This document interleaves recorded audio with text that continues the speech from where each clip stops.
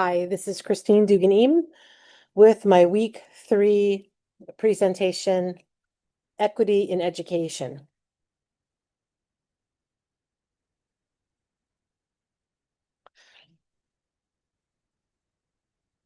Defining equity in education.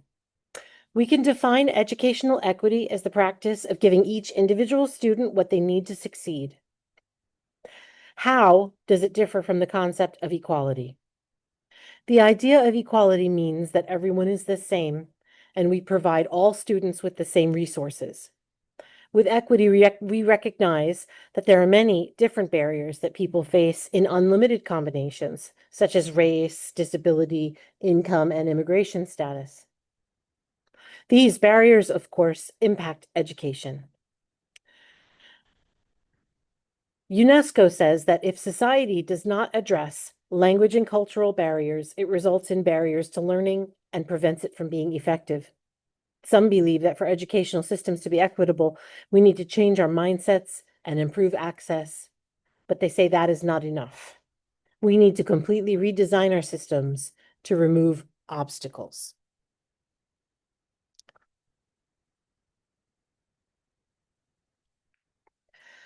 How demographics influence equity. Our lives are shaped by the intersections of our identities.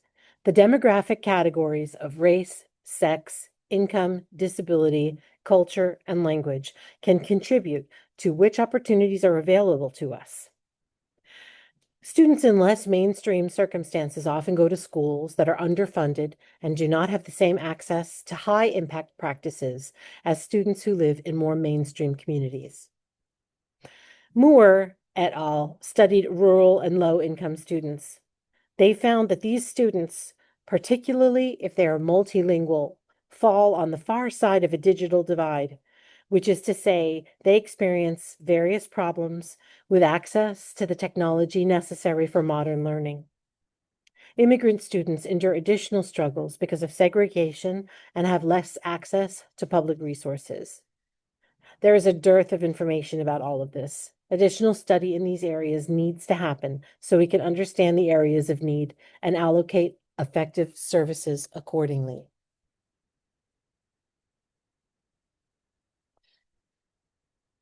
There are gaps in the educational realities between populations in various areas, including technology, culture, and student achievement.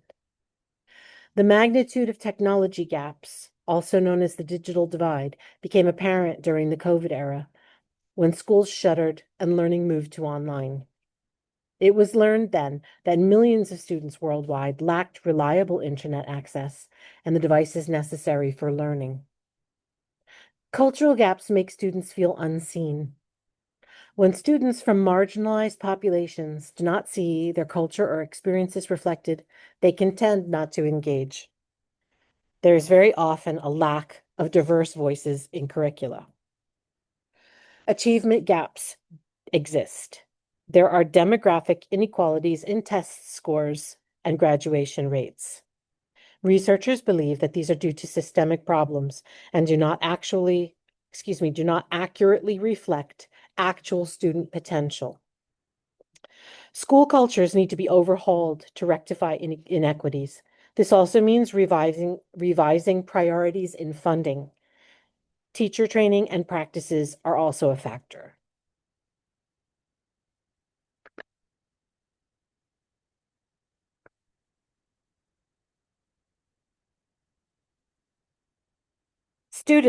Disabled students have additional and more complex barriers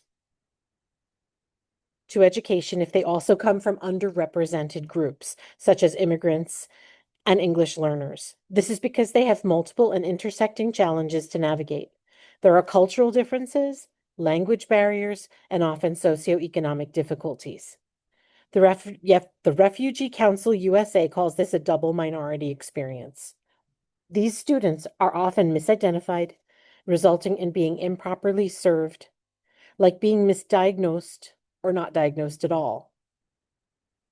This can result in further exclusion.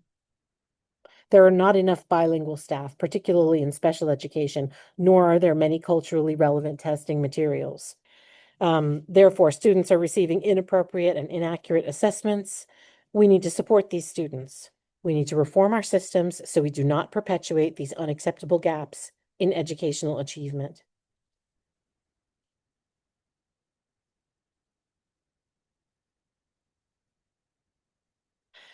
Historical problem of practice, Park and Mills. Sorry, you can't see the mills underneath my little picture.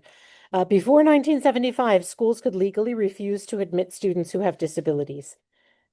Families brought suits in cases like Park versus Pennsylvania and Mills versus Board of Education, which were landmark. This set the stage for formalizing these individual wins into statute via the Individuals with Disabilities Education Act, IDEA. There are now legal guarantees that students with disabilities are given a free and appropriate public education, called FAPE. However, while IDEA codified the rights, application is another story. Laws are not consistently applied, and systemic inequalities still very much exist. Students who have intersecting dual needs, such as English language learners, immigrants, and those from low-income backgrounds, are unfairly affected.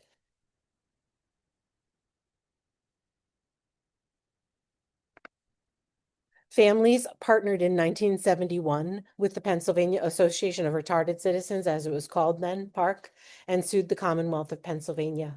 In 1972, families sued the Washington, D.C. Board of Education in the landmark Mills versus Board of Education ruling.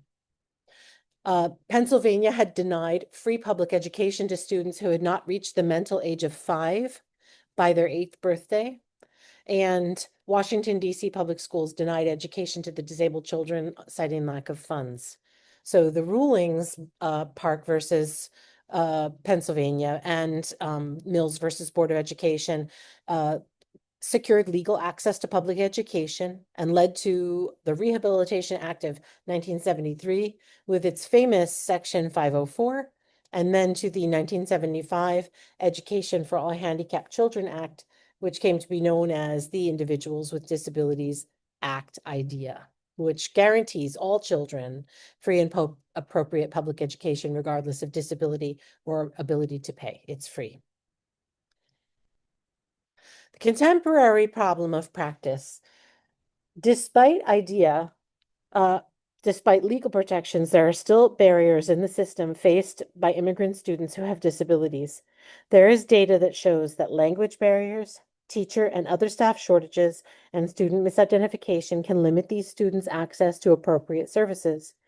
This could involve delayed evaluations and a lack of culturally and linguistically relevant testing materials, which could lead and does lead to misdiagnoses and placement in special education when the issue is language, not disability. There is also a barrier to family involvement in IEP meetings and the student's overall educational experience. It doesn't help that bilingual staff, special education staff are rare. There are also overlapping intersecting issues. The digital divide makes all of these problems even worse. Without proper equipment and infrastructure, schools cannot serve these special populations. It magnifies educational exclusion. Here is a video from UNICEF about the upholding the rights of migrant students. There are nearly 240 million children with disabilities worldwide.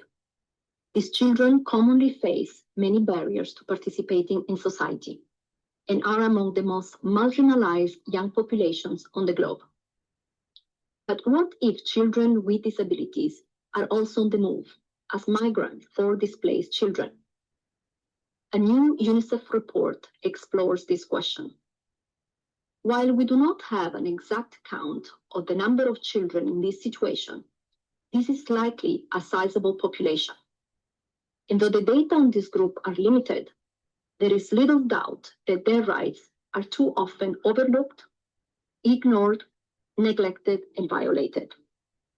Across contexts, from humanitarian to high income, migrant and displaced children with disabilities face serious risks and deprivations. obstacle to accessing proper care or quality inclusive learning opportunities are all too common. Intense food insecurity and poor access to clean water may be part of daily life.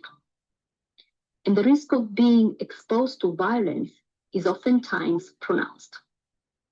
Stigma, discrimination, and isolation may be felt acutely by children with disabilities who have left home. In many cases, crises such as conflict and disaster and the migration journey itself can aggravate a child's existing impairments or lead to new ones, including mental health issues. There is much we still do not know about this group of children. More research and data are urgently needed, not only to understand their experiences, but also to ensure policies and programming protect their rights. It's time to break this harmful cycle of invisibility. It's time for data collection efforts to put inclusivity front and center. It is time for every community to offer disability inclusive services. It is time for every school to provide environments where every child can learn. It is time for every child to live free from stigma and discrimination. And it is time for governments to be held accountable and grant the same protections and opportunities to all children, no matter who and where they are.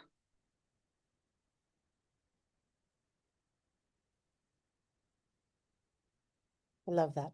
So, obviously, my contemporary, my historical problem of practice was the exclusion of disabled students from the educational system and how it ties in, what I'm synergizing for my contemporary problem of practice is adding in another layer of that, which is the migrant and refugee and immigrant experience of children with disabilities.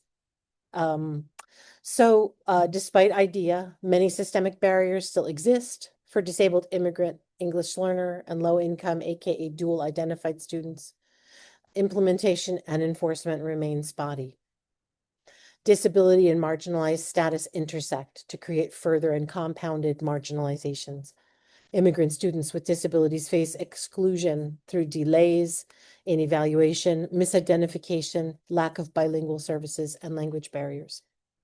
Family engagement is limited by language and documentation fears, staff shortages in bilingual special education, and also the digital divide makes these barriers even worse, as I mentioned also. A landmark case related to this is Plyler versus Doe. Plyler versus Doe in 1982 guarantees the right of all children to attend public school regardless of their immigration status. However, the fear of consequences, misinformation about rights, increasing anti-immigrant sentiment result in immigrant families not enrolling their children in school or not seeking services, thus denying them equitable access to education. And legal victories do not change people's minds. The school environments need to evolve so that all students feel safe and welcomed. So the court decided in that case that the public schools have to enroll children no matter what their immigration status is. And however, they are not, many immigrant students are not equitably accessing services. Newcomer families, especially if undocumented, experience fears that inhibit them from advocating for their children. Misinformation abounds, but there are also the real fears of deportation and anti-immigration sentiment. These factors make some families reluctant to access services or even to enroll their children in schools. The legal victory of Plyler does not change people's attitudes, and as a society, we need to examine our biases to ensure that schools have an atmosphere of welcome where students feel included and safe.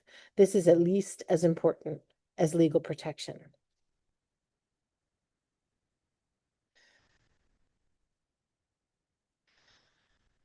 The impact of migration and immigration. Migration has increased dramatically in recent years, and it alters the demographics of schools in America and around the world. With it comes new challenges in education, demographics in the United States and beyond. The schools that migrant children attend are often segregated, called parallel school systems.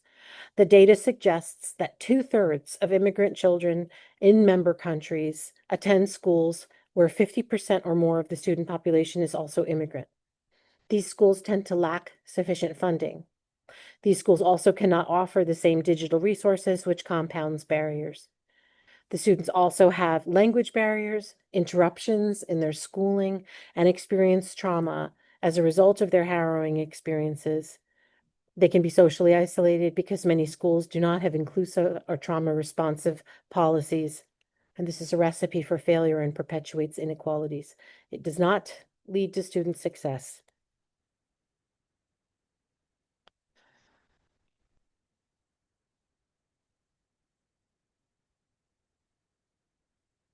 Individual versus collective power and efficacy. The definition of individual power in the educational context is that teachers, parents, and even students can have an impact on what happens through personal advocacy for self and others. Collective power is when parties work together for change, such as when communities and educators collaborate. This results in more lasting and systemic changes. This is called shared leadership, when students, families, and teachers work together to improve school communities. Educators can be powerful forces for change. When teachers get involved, student achievement increases across all demographic groups. Without this concerted effort, digital divides and educational inequities will remain. So individual power, students and teachers can speak up. This can have an influence over local systems through demands for services and support, whereas collective power, policymakers, schools, families, communities, stakeholders work together and laws are changed, policies are changed, and this obviously is what lasting and systemic change looks like.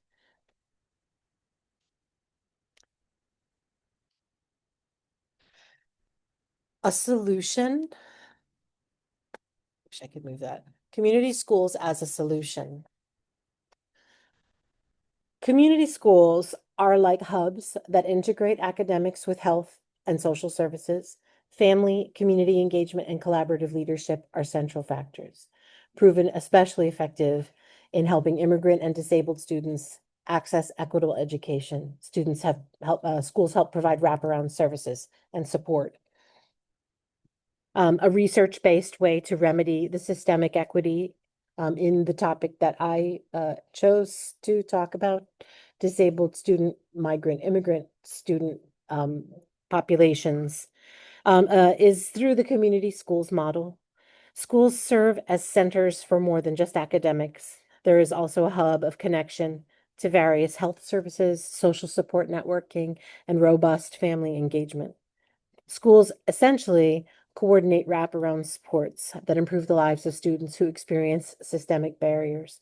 This is particularly meaningful for immigrant students and families and those of students with disabilities who likely have no idea about available services or how to access them. Services for families may include culturally responsive mental health care and ESL classes.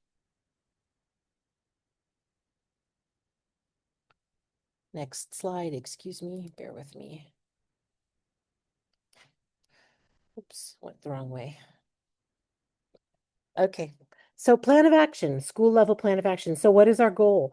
We want to improve the educational experience for all students to ensure equity. To do this, we have to pay particular attention to those who are immigrants, multilingual, or who are dual identified, which is English language learners who are also disabled.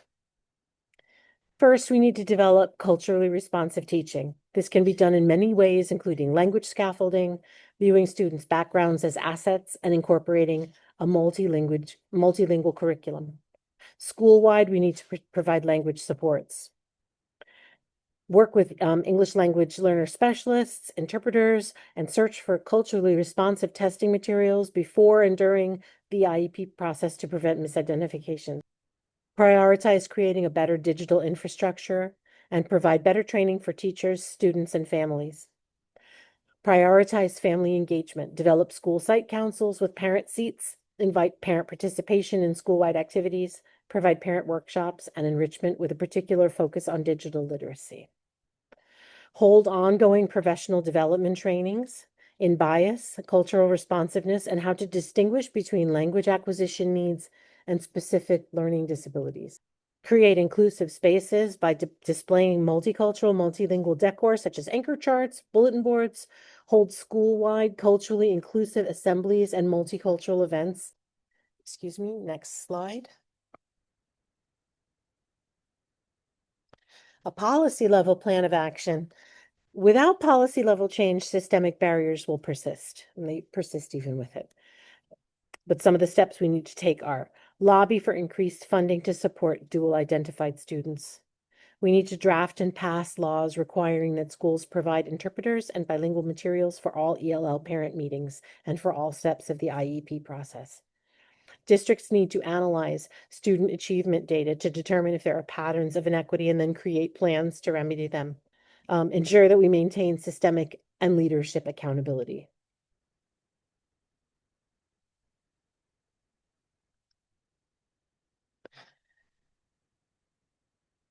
And I'm finishing with call to action.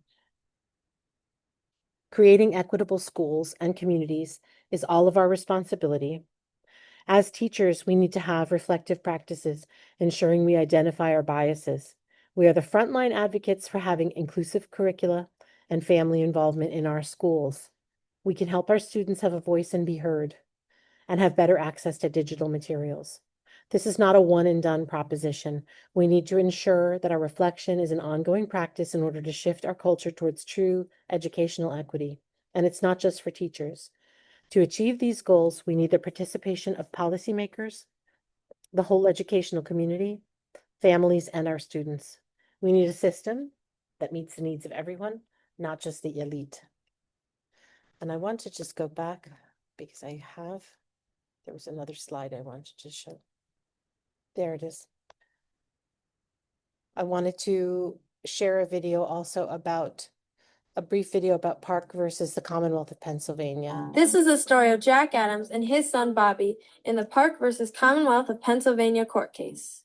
Hi everyone, my name is Jack Adams and I'm from the small town of Warren, Pennsylvania. I have a wife, Mary, and two children, Bobby and Bella. And this is the story of how my son Bobby persevered and overcame all odds, changing schooling in Pennsylvania for children of the future. Back in 1971, Bobby was just 8 years old, entering the third grade. Mary and I went to register him from school, but something I never expected happened. The school turned us away, refusing to teach and help Bobby. Bobby's teachers said that Pennsylvania state law allows public schools. This is the story of Jack Adams and his. And that I wanted to have that slide in here, but actually I think it slots in really well at the end, talking about a call to action about teachers must have reflective practices. We must advocate for our students and their families and work together with community stakeholders to make our schools more equitable and inclusive. Technological infrastructures must be modernized, and equity must be an ongoing priority. I think that that's really important, and that video coming in at the end just reaffirms that when we work together, that even one person can make a change. And it's an area that is near and dear to my heart, and I thank you very much for listening to my presentation. I'll move this out of the way. And there are my references pages. Thank you very much.